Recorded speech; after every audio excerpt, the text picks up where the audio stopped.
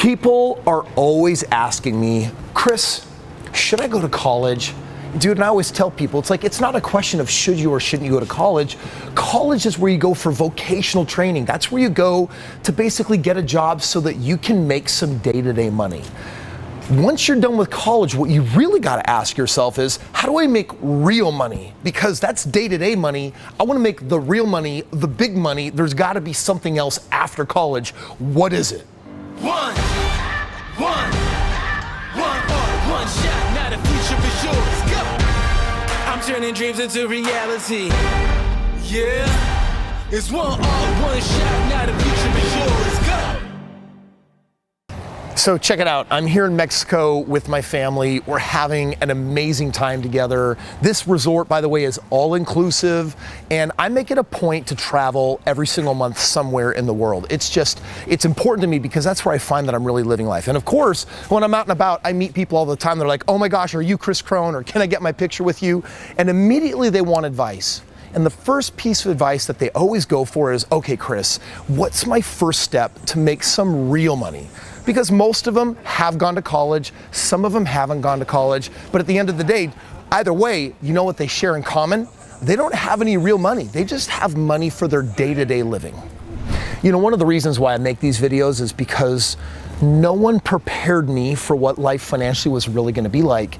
And that is actually a big motive for me making this video for you today, is that I want to be here, if someone hasn't told you yet, to really realize that going to college, this higher education, this whole system, it was always about you working for somebody else. And by the way, that's not a bad thing. It's okay to work for somebody else, but you have to understand that a job isn't designed to really accumulate wealth. It's not designed to really financially get you ahead, which means that you really have to have two careers happening at the same time. The first one is, I go to this job and this is how I bring home a paycheck so that I can pay for life. This other job is called learning to be an investor. And it really consists of three things.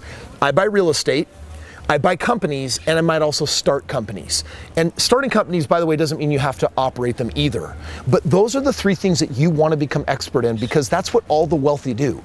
If you can do that as an extracurricular, make that your hobby on the side, like I'm about to show you in today's video, that's how you get ahead. That's how you're going to win. All I do is win, no matter what. Gotta tell you, this is something that I love about travel. This thing is feral, probably full of diseases. That's called a coati. It's kind of like a Mexican raccoon. How about we call it that? And they're not as vicious as normal raccoons, which they have here as well, by the way. But one of the reasons why I love traveling the world, one of the reasons why I decided to build wealth, and the reason why my wife and I take our kids around the world is we know how important it is to broaden their perspective. We know how important it is for them to see different countries, to see the different ways that people live. And you can't really do that well unless you have a lot of money, and that comes from that second career that I'm talking about. Remember, your first career is my day job. My second career is becoming a professional investor. Now today, I've got 6 tips for you that are gonna help you on that journey. Now, the first tip that I have for you is that after you graduate college, you've got to postpone travel. This doesn't mean that I don't want you to see the world. It means that you've got to realign your priorities. You see, most people will take their first tax return, or they'll take the income that they get from their job, and you know what they're going to do? They're going to blow it on travel. They're going to blow it on a nice car. They're going to blow it on some of the nicer things in life. And the point that I'm really making here is, don't blow it. Like, you need some seed capital to invest. If you want to get ahead, you got to start with something. You know, my wife and I, we spent 14 months, we worked our butt off to save up just $5,000. But that was enough to buy a primary residence. That $3,000 investment, my down payment, 4 years later, we sold it, we made $65,000. By the way, we lived there for free for 2 of the years, and the other 2 years we rented it out and made $550 a month positive cash flow.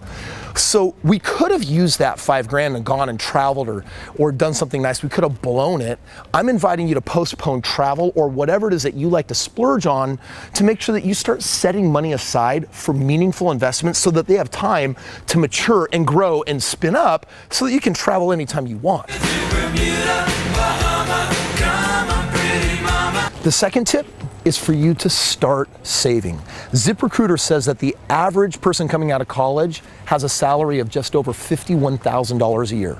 And if you go with my rule of saving a minimum of 20% of what you make, 20% of 50 grand, that's $10,000. Now, saving in your first year $10,000 may not seem like a lot of money, but remember, we're gonna invest that into something that makes you enough money that as it grows and as it multiplies, in time it becomes something very, very exciting. So start saving and save aggressively. Now check it out, my third piece of advice, you gotta get into a house, right? I mean, think about it. You get to put a 3% or a 5% small down payment down, and if you have roommates, guess what they can do? They can cover the mortgage for you. You could even buy the house maybe with some equity if you follow some of my other videos. Now, by the way, when I say get a house, I don't mean to get a house like this. That's for later. I mean, get a house like this, son. You see that shack right there? No, I mean, it doesn't mean you can't have something nice, but remember, postponing and delaying gratification is all about investments that are smart, meaning they make sense, they make you wealthier. Every financial decision that is an investment either puts more cash flow in your pocket or increases your equity, your net worth in life. Financially, you want every financial choice to make you stronger. Now check it out. According to Zillow, the average age of you buying your first house, 34 years old. I was 23 years old, 11 years earlier when I actually bought my first house. And I have to tell you that the equity and the growth on that first house, not just living for free from renting out the basement, right? But that house catapulted into my second, my third, my fourth, my fifth. And eventually by the time I was 26 years old, 26 and a half, I was financially free because I had 25 properties. It all started because I bought that very first house. So I want you to buy that house sooner rather than later, especially with what's happening in the market right now. My fourth piece of advice, you have to learn the appropriate way of paying things off. You don't pay debts off just because you have them. I know you've likely never been told that, but you see, I don't believe in paying off debts. What I believe in is arbitrage. Arbitrage means that I can borrow money at a low rate and I can invest it at a high rate and I get to keep the difference. And the world's wealthiest become really good at that game. Let me kind of give you an example here. Let's say that you have some student loan debt and mom and dad, and Uncle Ramsey basically say, Kris, you should pay off that student loan debt. Well, I want you to think about that for just a second. If that money is charging 5, 6, 7% a year, but you had some money that you could use to pay off that debt, but otherwise invest it and earn 20 or 30% a year, I would tell you, as long as you vetted the investment, as long as it's safe, secure, and it makes sense, put that in the investment. That investment is going to make so much more sense in the long run, because then after it's grown, it's matured, as it's multiplied, then you can pay off the debt. Positive arbitrage means borrow low and then go ahead and get it earning high. J.B. Shea, French economist from the 1800s, said that building wealth is nothing more than borrowing money, at a really low interest rate and moving it towards investments at a much higher interest rate. However, let's just say though that you had a credit card that was earning you like some crazy, they were charging you 27% annual interest, but you had an investment that you could get into earning 25%. Do you see how that doesn't work? I'm being charged 27% on this money I borrowed once upon a time. I can put my new money out at 25%.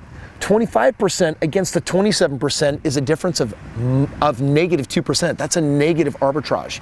It would be better for you to pay off the really expensive debt now and then save up again so that you can actually have your money working for you in a better way. So the goal here is to focus on finding positive arbitrage that is meaningful. Meaningful meaning that I can borrow low, and when I lend it out high, I'm not talking about a difference of like 2 or 3%. I don't want to borrow at 10 and lend at 12 and say, hey, I have a positive 2% arbitrage. I want my positive arbitrage to be 10%, 20%, 30% or more. So you want to look for those opportunities. That's where you're going to put your capital. Now, let me share with you a little secret about investing. Did you know every time you buy a home, it becomes easier to qualify for the next one? Think about it.